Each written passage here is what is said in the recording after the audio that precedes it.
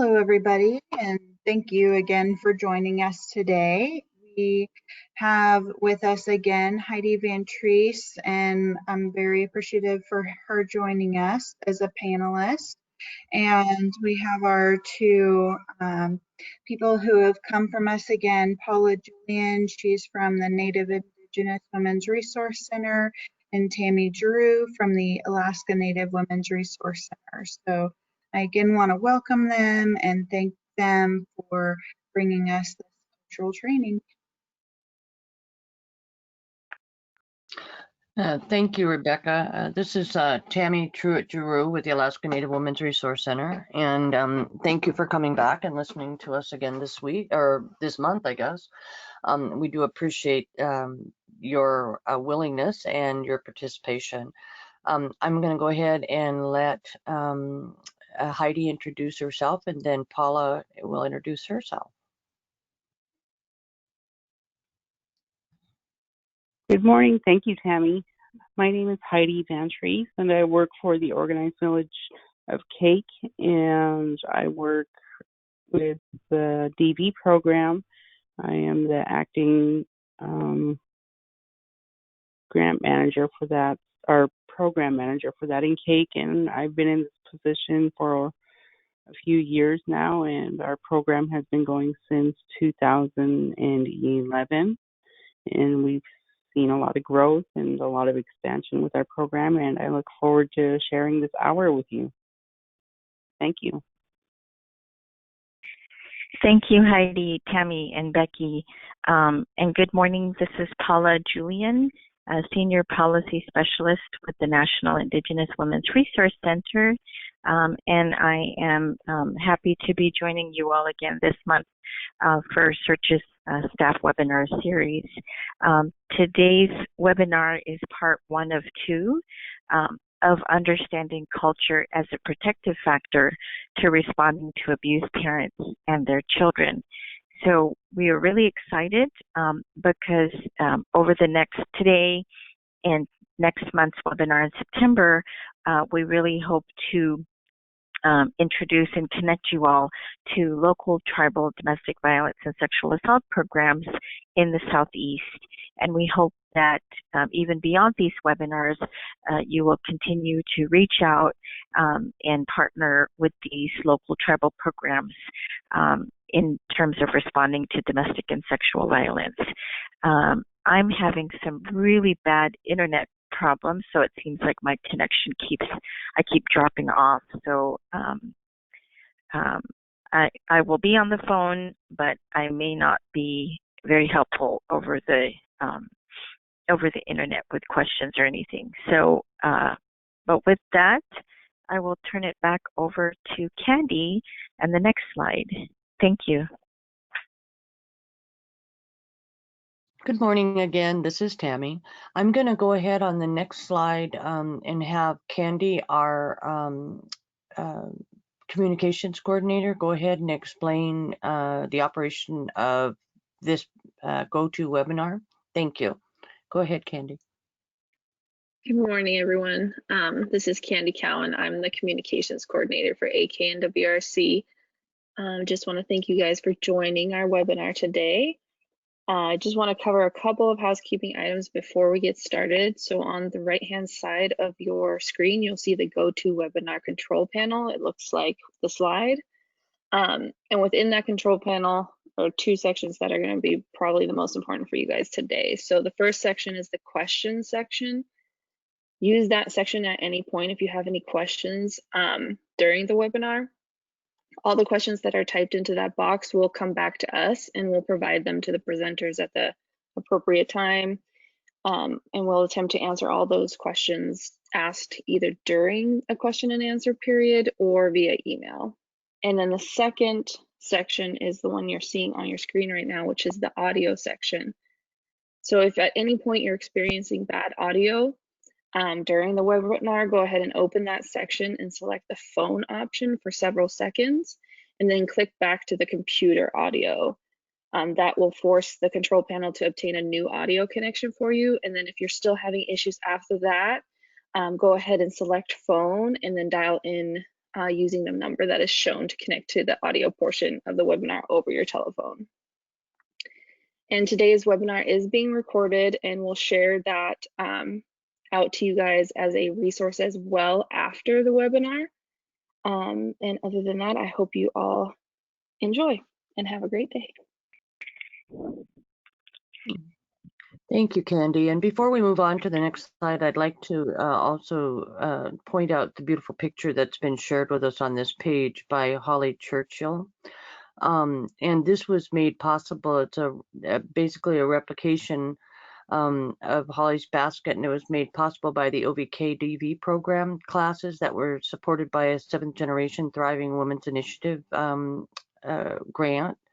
And it provided the opportunity for the program to bring respected artists to pass on cultural teachings around the various crafts, and really to increase the community members' access and engagement with the DV program. And this is a really good way to do that, oftentimes in small communities when it's not necessarily a crisis, but a non-threatening, supportive way, both to share culture as a resource, but also to share with each other. And so I just wanted to make sure that that was pointed out. It's a gorgeous way to go. Next slide, please, Candy. Okay. And as we have done fairly consistently on the webinars, is that we are sharing these agreements. Now, we have adapted these agreements from First Alaskans, who does this with all of their meetings, and we're really grateful that they do that, but also it really helped us to kind of define what the Alaska Native Women's Resource Center wants to be able to provide. Taking care of yourself and taking care of each other, you know, that can be one of our agreements. And that's, I think that's an important agreement in the type of work that we do. In every chair, there is a leader. So whatever job you do or role you have or who you are, all of us lead in our lives, whatever that looks like. And so it's important that we show that respect to each other for the knowledge that we bring to the table. Speaking to be understood and listening to understand. Be present and be engaged. And I think I've mentioned this before. It's so easy when we're on the computer and we're not face to face sometimes to be multitasking or doing something else. Our brain gets distracted. So it's always helpful if we can be present in the moment. Value our time together. It's a short time, but hopefully that we're giving you good information that can be useful for you in the work that you do. I'm going to say this one, and then I want to have Paula, maybe Paula, why don't you go ahead and jump in and talk about the Brave Space? Sure. Thank you, Tammy. I think as we've shared before, brave versus safe spaces is really just about making sure that as we explore this issue together, the issue of responding to abused parents and their children, around domestic and sexual violence, that we push ourselves to an edge of our comfort zones to maximize our learning. So I think many of us say we never stop learning. And particularly on this issue and in working with abused parents and their children, and the specific situations that that victims find themselves, survivors find themselves, it is a challenge for us to create those brave spaces for abused parents and their children, and for ourselves to be able to respond in ways that are supportive and helpful and healing for victims. So thank you, Tammy. And I think that we also can look at this as challenges and solutions. There's challenges, we understand that, and we can tell you the long list of challenges. That seems to always be easier than trying to figure out solutions. And we may not have all of the solutions, but we may have small ones. And I think it's okay to be creative and try to think in a way to figure out. And I think it's I've heard I've heard a statement sometimes about this. Well, you can't be Pollyannish about things, and we often say Pollyanna is a a way of kind of wearing rose-colored glasses. I'm not sure that that's exactly what that means, because yes, we can, like I said, name off all the challenges. I think the challenge, and this is a challenge in and of itself, is trying to figure out what might be solutions. And it can help change mindsets a bit. Take us thou hats off. So whatever hat you might have on, your job, you're here on this webinar because of the job that you do. And the fact is that some of this may resonate to you if you're a parent, may resonate as if you're a parent. It may resonate with you as a human being. It may resonate with you as a member of a community. So whatever your hat is, it's about opening our minds beyond possibly our jobs or our role as a mother or a father, whatever that might look like. Valuing our humor, it really can help us. Tough subjects, I have a real belief that there can still be humor in that. Not about the tough subject, but humor in the conversation. And we are totally responsible for our experience. And so whatever part of that experience that you all take away from this is perfectly okay. And Heidi, really briefly before we move on, because this is such a poignant poster, could you explain that? Sure. The poster pictured on the slide is a picture of Dr. Ruth Demmert, and she is a highly esteemed elder from our community, and she's been such a pillar in our community for being a culture bearer and our language instructor. And you hardly know any adult living in Cake or Southeast probably knows her or has seen pictures of her. And she has been just such a force in Southeast and just keeping our culture alive and making sure she's given up her time and her years to be a language instructor. So Ruth is the one standing by the mic, and this picture is taken at Celebration, which is held in Juneau, and that's her in the red button blanket. And she's the one that helped come up with the theme, the respect for one another is good. And so when our program first started, she helped us integrate culture into our program. Thank you. Thank you, Heidi. And the next slide is our goals, and I'm going to go ahead and have Paula tell you about that. Thank you, Tammy, and thank you, Heidi. I think, the respect for one another is good. I think, we added that on that slide because if anything, that encapsulates the rest of the list, that if we truly understand what it is to respect one another through our differences and agreements, it's a real guidepost for our behaviors and our thoughts. So I appreciate Heidi for sharing that, and am thankful for Dr. Demmert's years of service to her community in the Southeast particularly. So today's webinar, again, the goals for our webinar is to hear about, in Cake especially, how they have used culture in their work to respond to domestic violence, both for prevention purposes, but also for outreach and intervention, and really building the trust with the program, trust and engagement with the domestic violence program. And so we'll be hearing from Heidi, and we'll also be sharing a little bit about, on one of the slides, about some work happening at Central Council of Tlingit and Haida, and hopefully have a speaker from Tlingit and Haida come and join us in September. So again, thank you for joining this webinar on understanding the role that culture plays in responding to abused parents and their children in protective ways. So, and I think this is consistent with the prior webinars we've been hosting. Particularly, I think if we go to the next slide, Candy, please, thank you. This next slide, you'll recognize it. I think this was from the May webinar, where we talked about various protective factors. And we had Futures Without Violence can join us to present on this research.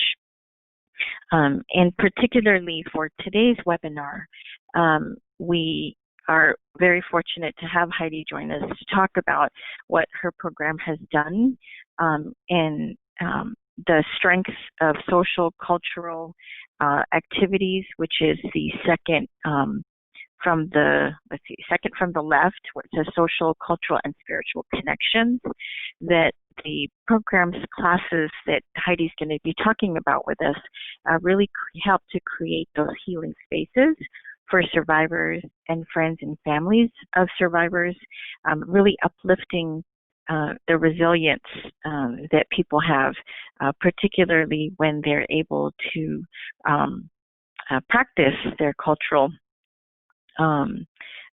ceremonies and in this instance particularly the arts and crafts, as well as share in their foods.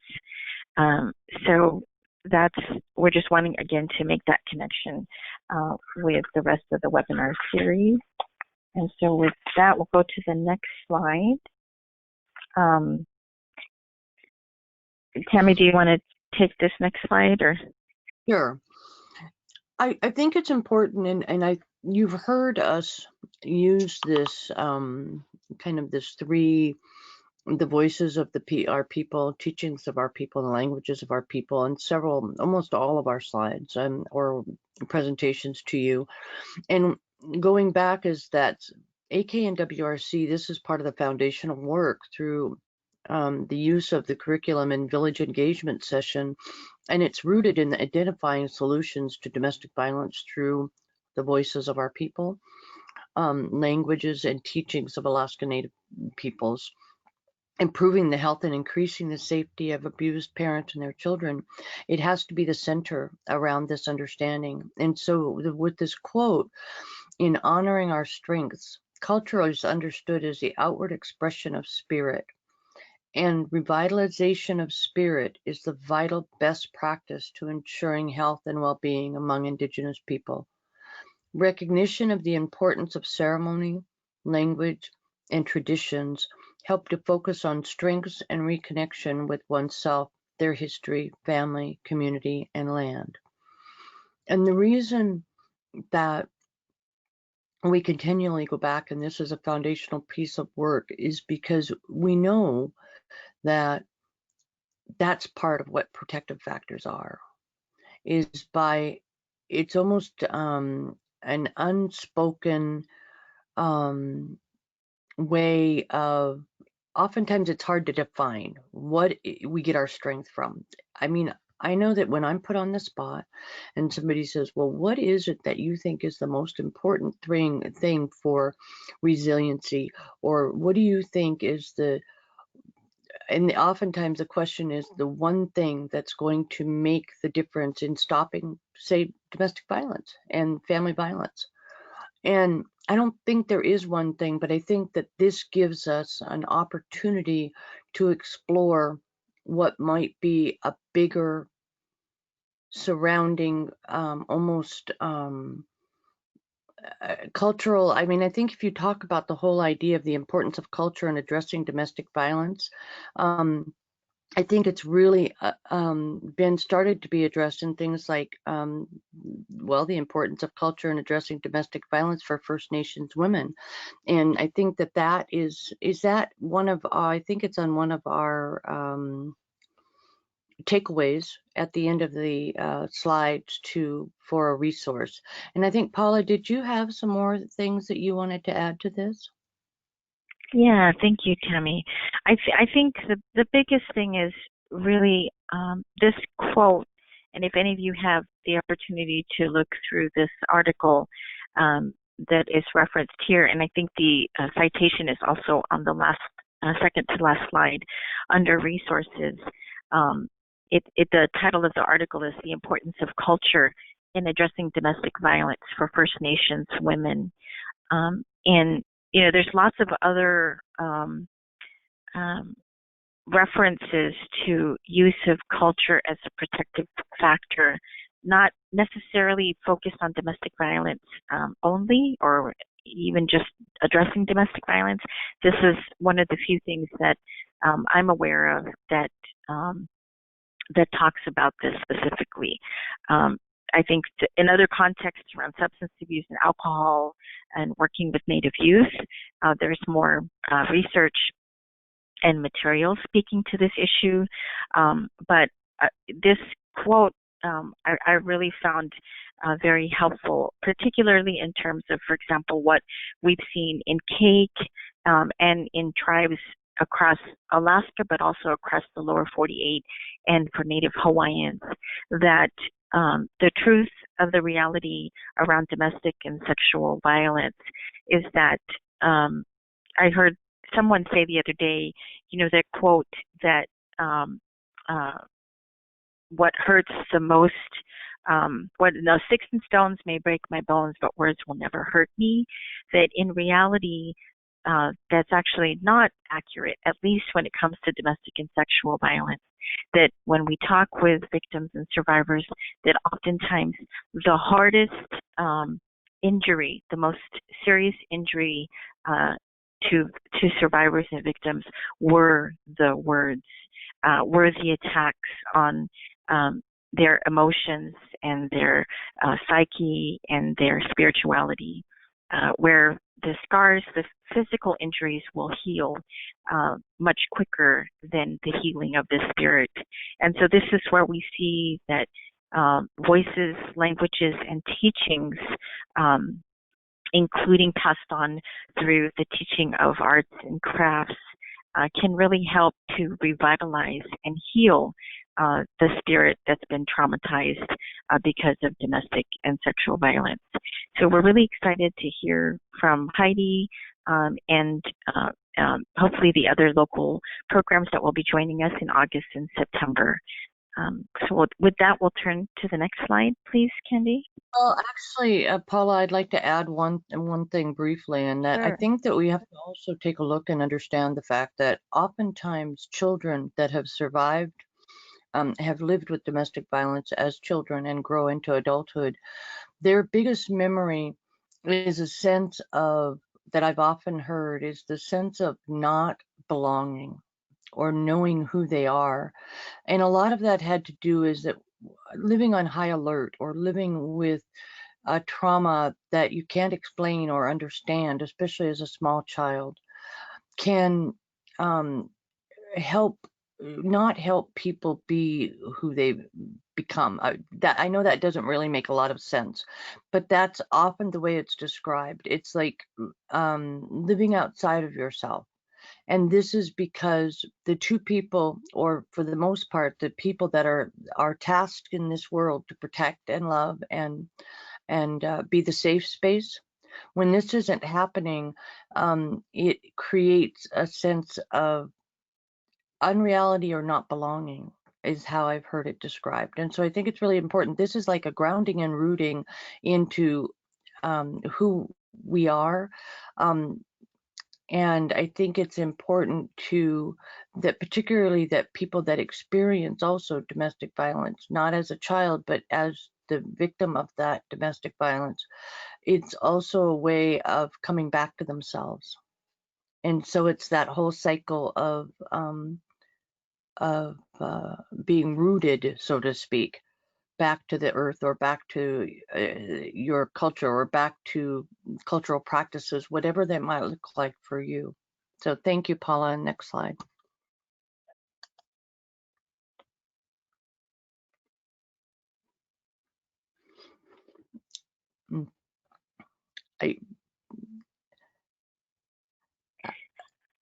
I guess, I think that it's important, we were just talking about this, is that culture is a prevention and provides best investment in the long um, term solutions protecting abused parents and their children. Um, it never, this picture was taken at Central Council had a meeting, and it was talking about the prevention and domestic violence and what that does to communities and to families and to people that are experiencing that, and particularly children. And the amazing part about this, still today, that I often it often surprises me, even though I don't know why it surprises me, but it often does surprise me, that oftentimes it's the adult survivors, when they come together in these groups and they have an opportunity to share, it's their experience having witnessed or seen domestic violence and what that did to them as people. It impacted their entire lives. And so culture as a prevention, or almost as a way to help ground people in reality almost. And we talked about that whole idea of grounding. So I'm going to go ahead and I don't know if Heidi or Paula wanted to join in this conversation. I think with this, Tam, I think we can just move to Heidi and the remaining slides. Okay.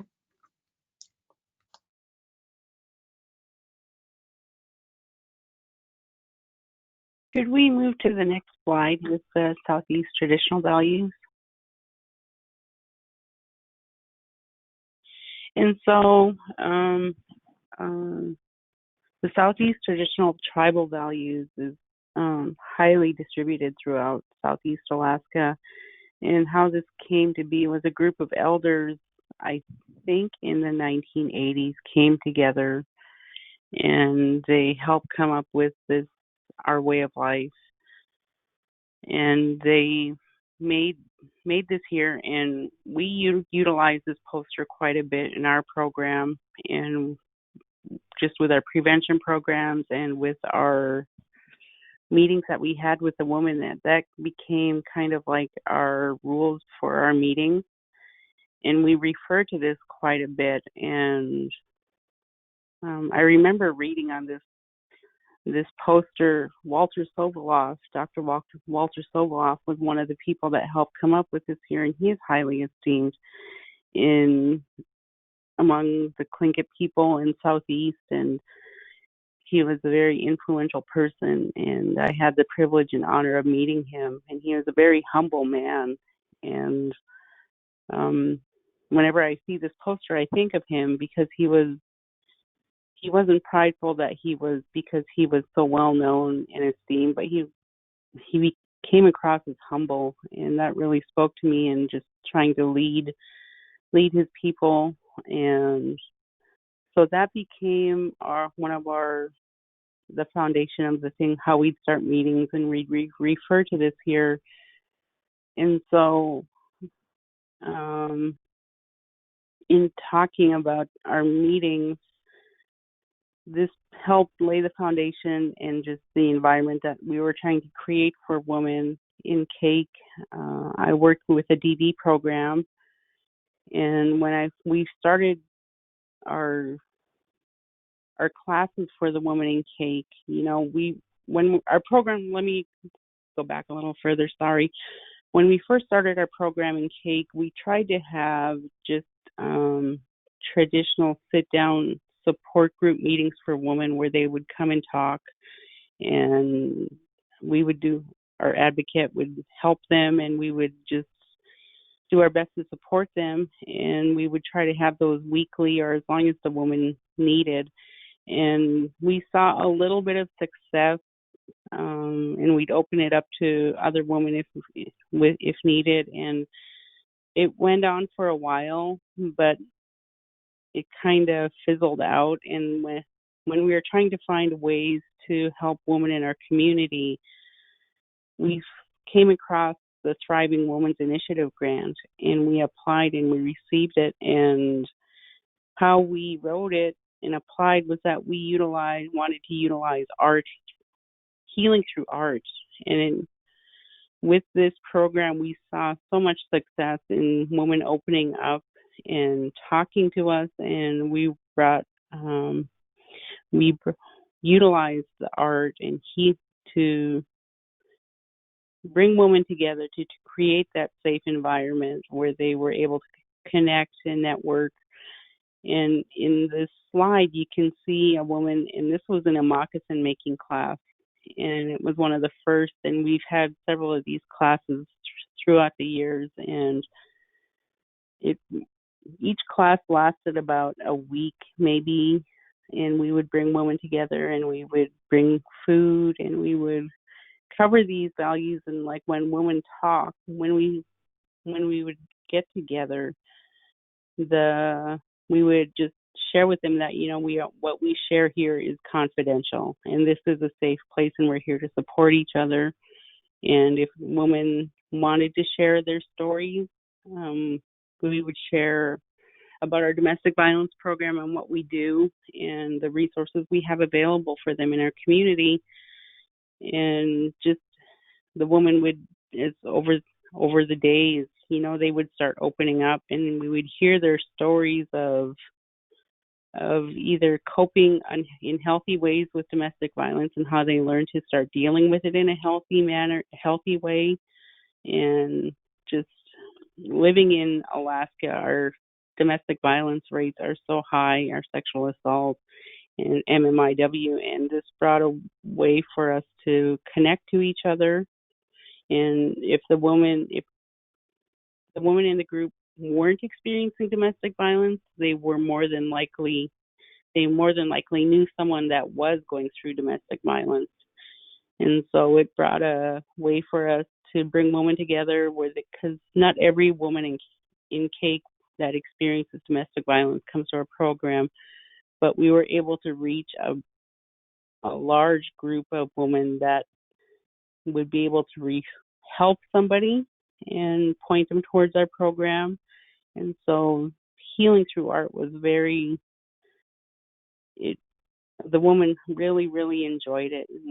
And we were just able to really connect with the woman on a personal level while teaching them, bringing in instructors that would teach art that was relevant to our region. And so also in this picture is a Raven's Tail weaving bag that Evelyn Vanderhoop came to Cake and taught a class. And in that particular class, there was about 15 women, I want to say, that took the class. And it was very intense for some women because a lot of the women didn't have any kind of weaving experience, and so it stretched them to be able to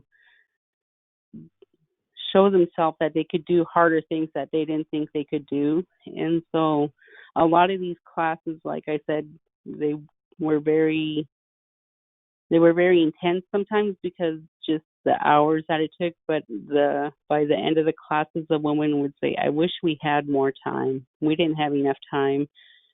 And could we go to the next slide?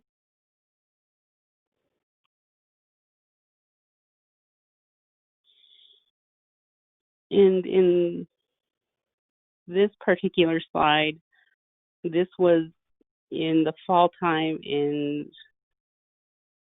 in the middle picture is the instructor, and she came and taught us how to make sew cuss-bucks. And the theme for that was purple because October is Domestic Violence Awareness Month, and all the ladies came and they were able to share their stories if they wanted, and just they were able to hear other women's stories of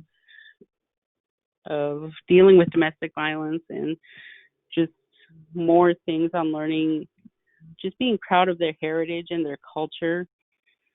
There's a lot of the women really embraced that, and it was really good. And the picture with Never Forgotten, those are women in Cake that have been murdered in our community, and this was in we were getting ready for our first MMIW walk in Cake, which was very, very mentally taxing, and it brought a lot of triggers to a lot of the women because this was for our first ever MMIW walk.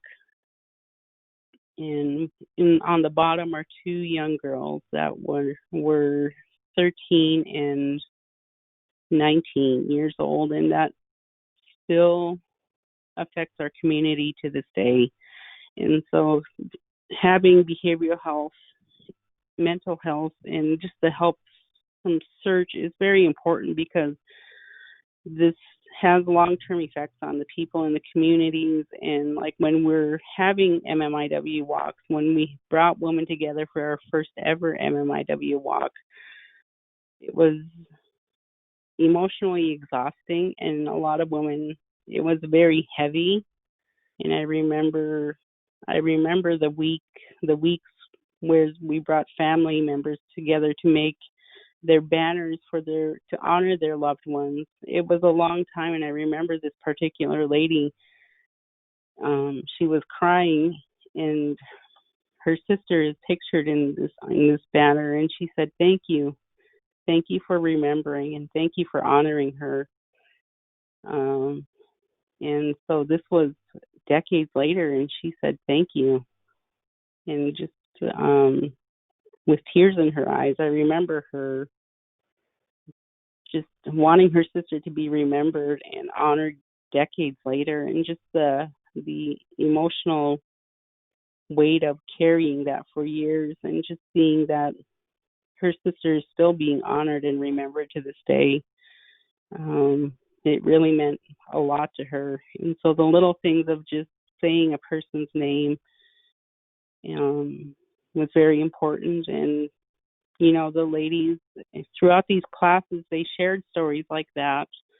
And healing through art has been very, very, very key. And we've seen a lot of success in Cake in ladies coming together and networking, because we all know somebody that is experiencing domestic violence, or we grew up with domestic violence, or in our community, we're all impacted by murdered and missing Indigenous women. And so we all have a story. All the women in our community have a story, and all the young girls are growing up and they have a story. And so it's really important to, like in the initial slide, to listen with respect and listen to learn, because people want to share their stories, but they're waiting for that safe space. And could I have the next slide?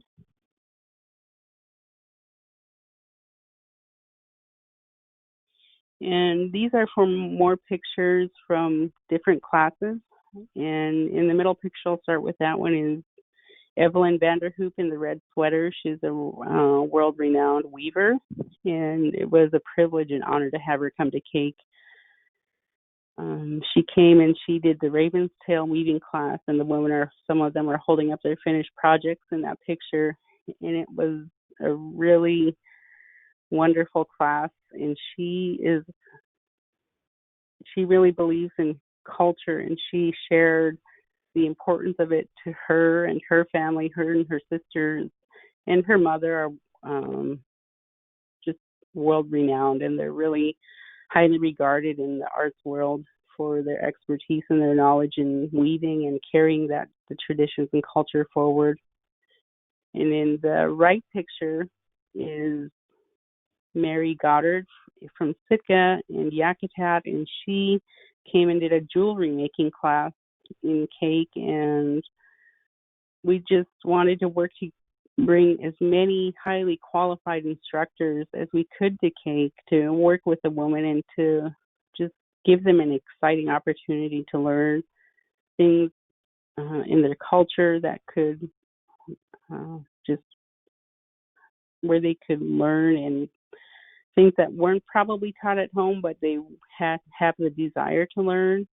And so a lot of these classes, like we'd always share the domestic violence program, resources available to the women in our community, developing a safety plan, or just women sharing how they got out of domestic violence and how they coped with it, how their kids coped with it is often key, because kids are often the first responders in domestic violence.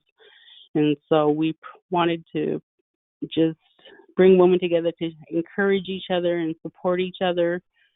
And they all really enjoyed the classes. The picture on the left is a woman. She came and made a sign for our MMIW walk, and she posted pictures on top of her sign of the women that have been murdered in our community. And it was a very poignant picture, just because you can see the weight of the MMIW on her face, because she had a family member that was murdered. And so even just the long-term effects of this here are really, they can often be triggered by different things. And so just giving these people a safe place where they can remember their loved ones and honor them, it was a really momentous day for our community, because that was the first time ever that we honored the MMIW women collectively, all of them together. And so it's a catalyst for our community to keep working in the things we're doing, working in the field that we are, to bring change. And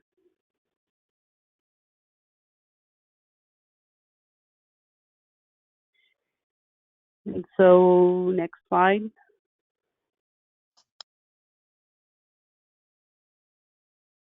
In this slide, in the picture with the 4 women, is Holly Churchill, and she's the sister of Evelyn Vanderhoop. And she came and she did the weaving with cedar bark class. And in the picture are the women that with their finished projects. And it was a really fun class to participate in. And there were moments where women shared their stories and where they built that connection, and they knew they had that safe place to share. And it was just a really enjoyable class. And this is the one class where the woman said, I wish we had more time. And just healing through art, they really took it and ran with it. And so I would highly encourage using whatever healing through art with culture is. We're seeing a lot of success with it for women in our community.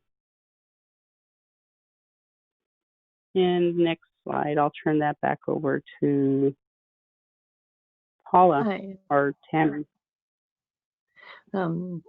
Thank you, Heidi. You know, I think that the really key things that you shared here is that, for one thing, learning a skill that has been passed down through generation. It may look a little different today. It may be using some different tools, but what it does, it creates a connection, particularly for someone who has been victimized, because oftentimes we know that that person is being told that they're not worthy in whatever way, whether that's through physical violence or through mental, emotional, and spiritual violence. They're being told that they're not worthy, and that they can't trust, and they can't feel, and that what their needs are, or there's just something wrong with them, and that's reinforced by whatever type of domestic violence may be happening. These classes are more than learning this skill. It's a skill that connects them as Indigenous Tlingit Haida Tsimshian people to something that has been passed down. And again, I think that that's then what can be passed on, and that sense of self, it's part of the whole idea of resilience. And particularly when it comes to children, because when you, as someone who walks around possibly not thinking you have worth, and you feel accomplished, that you left someplace that people were in the room, weren't judging you, were supporting you, and possibly you were laughing and having fun, and yet at the same time doing something with your hands that had a deeper meaning than just accomplishing the weaving or the jewelry. Or what it did is it opens up in a safe space, gives people being able to talk. So that helps build that resilience. And the whole idea that there is a range of creative responses to enabling the survival in a face of a threat. And so it's not just arts and crafts, because we've heard that when we've tried to fund programs, so to speak, with supplies to bring women together. And the fact is that it's bigger than that, and it's going to look different. And I wanted to go back and just reiterate about the Cuspuk class. That may not be a traditional item of clothing in the Southeast, but it's become in Alaska a traditional item of clothing to both show solidarity with Alaska Native women, but it's become a piece of clothing that identifies oftentimes that person either with Alaska Native women and respecting that culture, or also a sign that that's who I am or part of who I am. And so I think that those are the kinds of things that we get to, again, be valued for and about and who we are. Paula, I know you probably had a couple things to add. Yeah, I do. Thank you, Tammy. And thank you, Heidi, for sharing with us on today's webinar. I think a few other things that I would just add were, as Tammy was saying, these classes were more than just a sharing of arts and crafts. But these classes, as you've heard Heidi share, really maximized and created an environment to maximize social connections, which there is ample research out there around the power of social connections.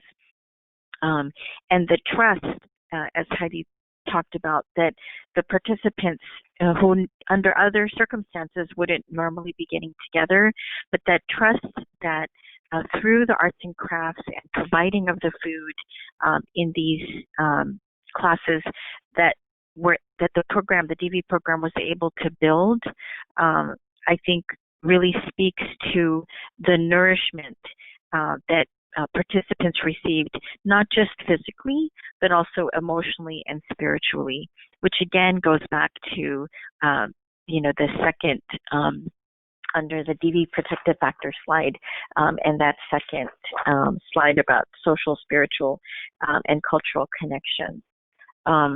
Let's see, the classes, I think, at CAKE that we've seen happen in other tribal communities and even in non-tribal communities, that these classes really opened the door for participants to share individually and or in group things that they may not have had the opportunity ever before to share with others. So it was that release that we need to continue to support and create those spaces. I think the other things too, in talking with Heidi and with other advocates and domestic violence, sexual assault program coordinators, that I think continues to speak loud and clear to me as I listen is, well, how can others come in, like Search, and support this healing work that's happening in communities? And I think some of the ways that I think about that Search, could assist and support would be to be available outside of the regular. I think Heidi may have said this, or I might have heard it somewhere else. But outside of bankers' hours, being available 24/7 for program staff like Heidi and her advocates, and for villagers to be able to provide the space and the opportunity for people to talk, to debrief over past and present trauma, if they've been triggered, really having that safe, confidential space to be able to share, what they may be experiencing and feeling.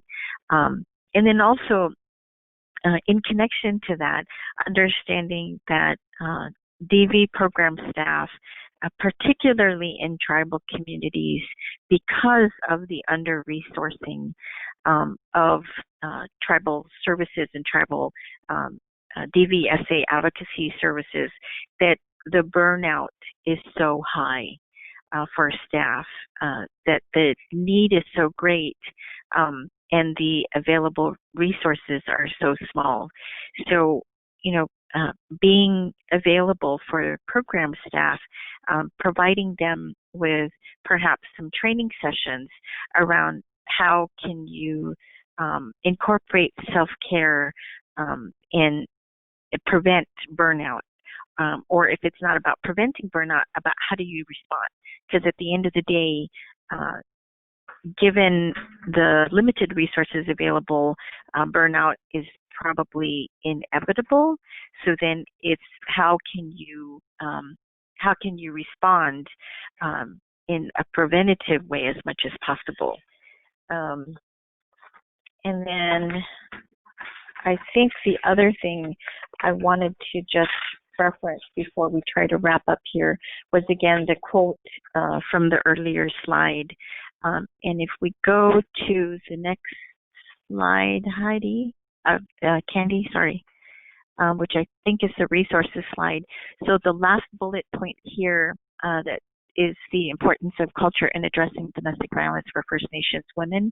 This is the article from where the quote from the earlier slide came from.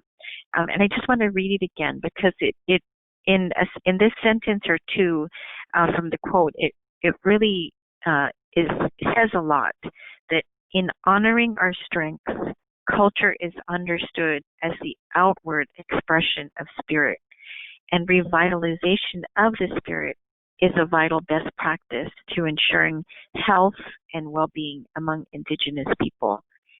Recognition of the importance of ceremony, language, and traditions help to focus on strength and reconnection with oneself, their history, family, community, and land. And so I think there's just so much that there's such hope that we can find in supporting those connections and reconnections to Native cultures, that I just look forward to hearing more from the other local programs that we'll be having on August and September's webinar. And again, I just thank Heidi for joining us today and sharing all that she has shared. And I encourage you all, I think the next slide has Heidi's contact information. And I encourage you all to, think about ways that Search could connect more. I know in the past, Search used to have a DV, a domestic violence committee. So that might be something maybe that Search considers starting up again, and helping to make those connections with the tribal programs in the Southeast, because over the past at least 4 or 5 years, we have really seen an increase in interest. And I think that what Heidi said a few minutes ago around some of the activities happening at the local level have really been catalysts for ongoing and new organizing efforts is really exciting. So I would encourage you all, again, to reach out and connect and think about, brainstorm and think about ways that you could, as Search, support the local tribal efforts. And I just want to thank again Heidi, Becky, Search, and Tammy for this. I'll turn it back over to Tammy and Heidi and Becky. In the effort of trying to make sure that we're ending in a timely way, I'll keep my comments short, and then I'll turn it over to to Heidi and to Becky with any closing comments.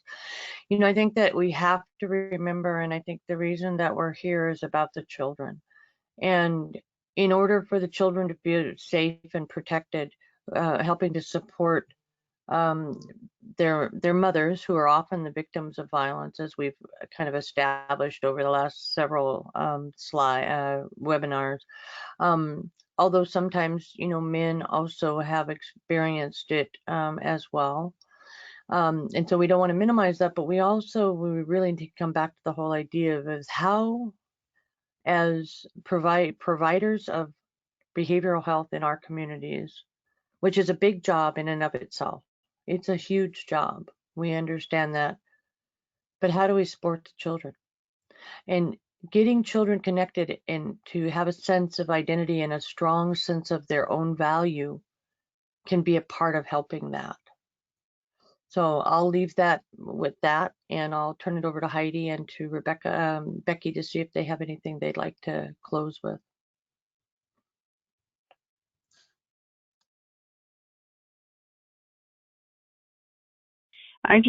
This is Heidi. I just want to thank everyone for sharing your time with me. I know time is important, and if you have any questions, just feel free to reach out. We're available here in Cake, and my email there is listed there. And thank you, Paula and Tammy and Rebecca, and just everyone. I hope you have a good day. Thank you everyone for attending the webinar, and thank you to Tammy, Paula, for presenting today. I appreciate it, and I hope everyone has a great day. Thank you, Becky. Goodbye, everybody. Thank you. Bye.